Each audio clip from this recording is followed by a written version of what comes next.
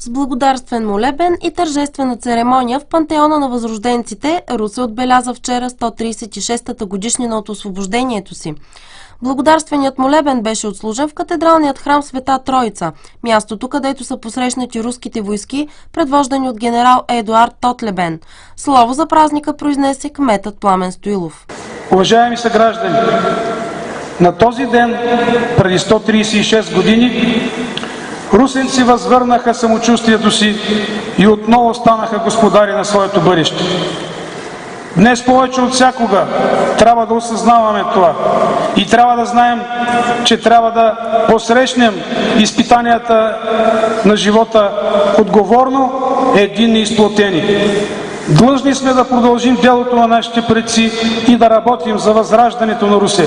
В името на това градът ни да отстоява достойното си място не само на картата на България, а и на тази на Обединена Европа.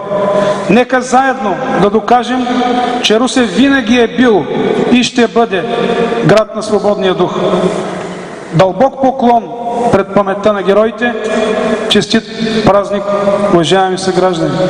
Протосингелът на Русенската света митрополия архимандрит Виктор и свещеници от русенските храмове отслужиха за упокойна молитва в памет на загиналите.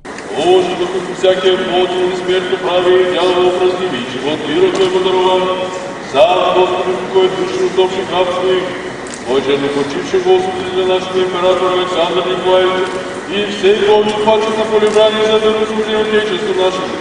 Вместе светле, вместе злаше, вместе покойне, Господи, души отведе всякая болезнь, душа въздихание, всякое съгрешение спрямо или словом, или делом, или помещением, яко въздушил и пребезгов, прости, яко неш човек, ти же жив, и не си грешит, ти бойся, Господи, без греха, правда во веки, и слово Твоя истини.